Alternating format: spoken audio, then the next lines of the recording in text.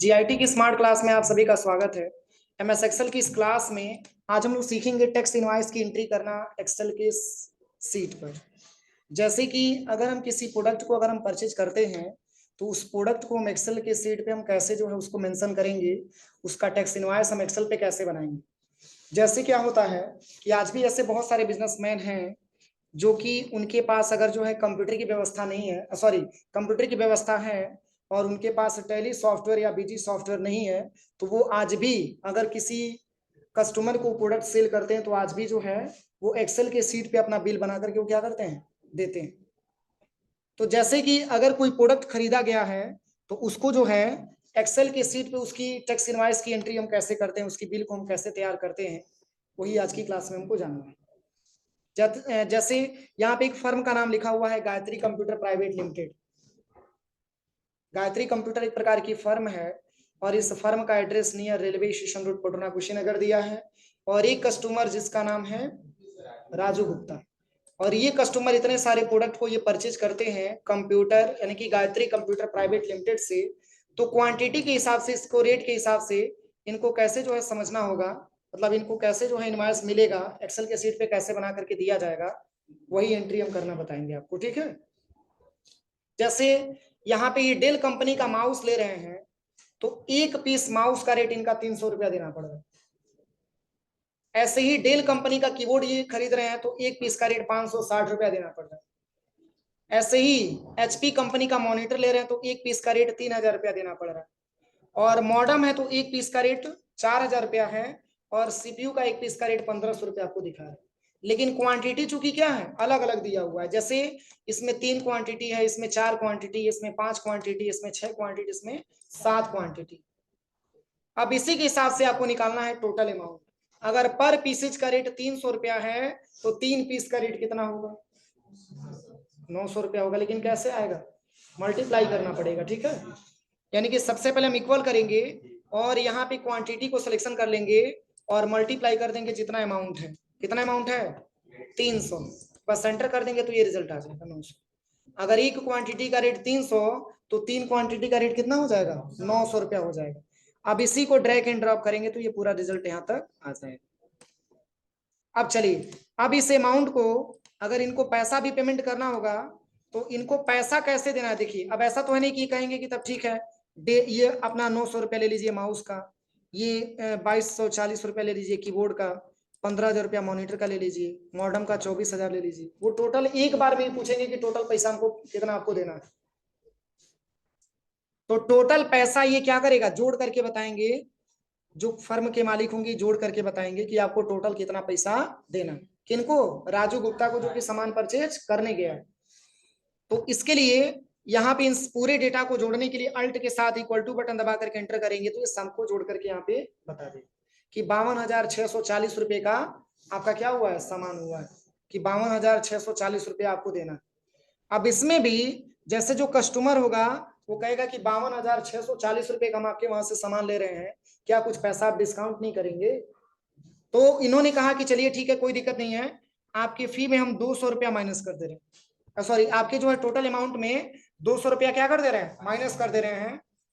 तो शेष अमाउंट हम कैसे ज्ञात करेंगे। देखिए, 52,640 रुपए का इन्होंने प्रोडक्ट खरीदा और इनका 200 रुपया माइनस हो गया, डिस्काउंट हो गया। तो शेष जब बैलेंस आपको निकालना होगा, टैक्सेबल अमाउंट, टैक्सेबल अमाउंट इसको क्यों बोला जा रहा है, क्योंकि ये ऐसा प्रोडक्ट है जिस प्रोडक्ट पे जीएसटी भी देना होता है। इस प्रोडक्ट पे जीएसटी भी आपको देना होता है। ठीक है ना। ये ऐसा प्रोडक्ट है जिस प्रोडक्ट पे आपको क्या करना होता है, जीएसटी भी आपको देना होता है। तो जैसे इसीलिए, और वह प्रोडक्ट जो प्रोडक्ट पे जीएसटी लगा होगा उस प्रोडक्ट को हम टैक्सेबल प्रोडक्ट बोल सकते हैं, टैक्सेबल गुड्स हम बोल सकते हैं। ये ऐसा गुड्स है जिसमें जीएसटी क्या है, इंक्लूडेड है, लगाना है। तो ये टैक्सेबल अमाउंट अगर हम निकालेंगे, यानी कि 52,640 रुपए का इन्होंने सामान परचेज किया है जिसमें से 200 रुपए इनको प्रॉफिट हो रहा है, डिस्काउंट हो रहा है, तो ये 200 रुपए इस पैसे में से माइनस होगा ना।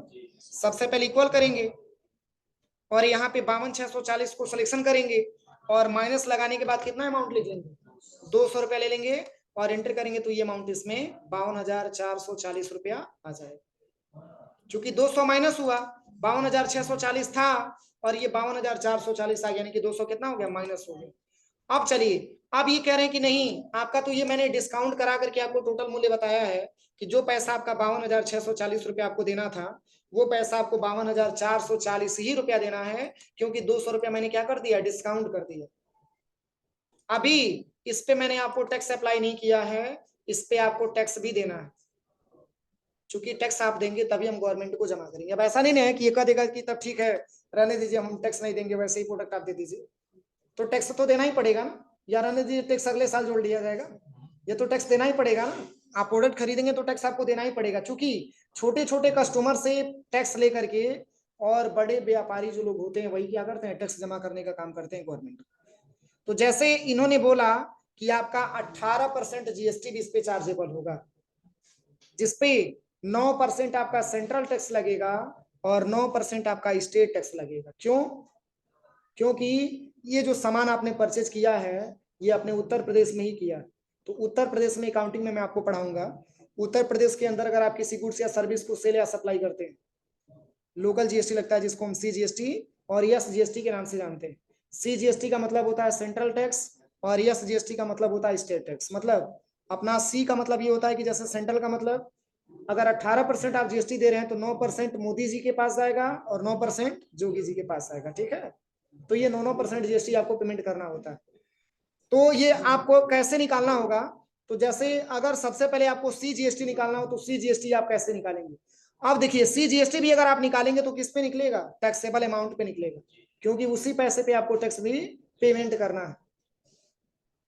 तो सबसे पहले इक्वल करेंगे और यहाँ पे 52,440 को सिलेक्शन करेंगे और कै परसेंट जीएसटी आपको देना पड़ रहा है, 9%, क्योंकि 9% निकालेंगे तभी तो स्टेट का भी 9% निकालेंगे, यानी कि 9% निकालने के लिए मल्टीप्लाई कर देंगे 9 से और डिवाइड कर देंगे 100 से और एंटर कर देंगे।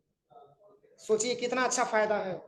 अगर जो है 52,440 रुपए का अगर आप प्रोडक्ट खरीद रहे हैं तो 9% आप जीएसटी पे करें, 47,119 रुपया 60 पैसा आपको जीएसटी देना पड़ रहा है, जो जाएगा किसके खाते में, गवर्नमेंट के खाते में जाएगा। तो इतना ही पैसा आ जाएगा किसका, स्टेट का भी आ जाएगा। यानी कि इक्वल करिए और सबसे पहले 52,440 को सिलेक्शन करिएगा और मल्टीप्लाई करिएगा 9 से, डिवाइड करिएगा 100 से और एंटर करिएगा। अब देखिए 4719 यहाँ पे प्लस करके देखिए, इक्वल करिए और यहाँ पे लिख लीजिए 4719.6 और प्लस 4719.6 और एंटर करिए। मतलब 9,439 रुपया 20 पैसा आपको केवल गवर्नमेंट को टैक्स के रूप में जमा करना पड़ रहा है। समझ में आ रहा है ना, इतना पैसा आपको टैक्स के रूप में जमा करना पड़ रहा है, सोचिए। तो ये पैसा हमको जो है अब आपको निकालना है टोटल इनवाइस। तो जैसे अगर आपको टोटल इनवाइस की वैल्यू आपको प्राप्त करना हो तो ये भी दोनों पैसा इसमें क्या होगा, जुड़ेगा कि नहीं जुड़ेगा, जुड़ेगा, क्योंकि ये पैसा भी इन्हीं को देना है, किनको, राजू गुप्ता को, जिन्होंने ये पूरा का पूरा प्रोडक्ट क्या किया, परचेज किया। तो अब इसको हम जोड़ेंगे कैसे, तो इक्वल करिएगा, यहाँ पे सम लिखिए, ब्रैकेट ओपन करिएगा और इस तीनों वैल्यू को आप एक साथ सिलेक्शन करके और यहाँ से ब्रैकेट क्लोज करके आप एंटर करिए। अब इनको टोटल जो बैलेंस इनको पेमेंट करना है 61,889 रुपया 20 पैसा। कोई दिक्कत, यही आज की क्लास में आपको जानना था, टैक्स इनवॉइस की एंट्री हम कैसे करें। समझ में आया है, किसी को कोई दिक्कत नहीं, बोलोगे आप लोग, कोई दिक्कत है? चलिए फार्मूला लिख लीजिए, फार्मूला नोट करवा दे रहे हैं।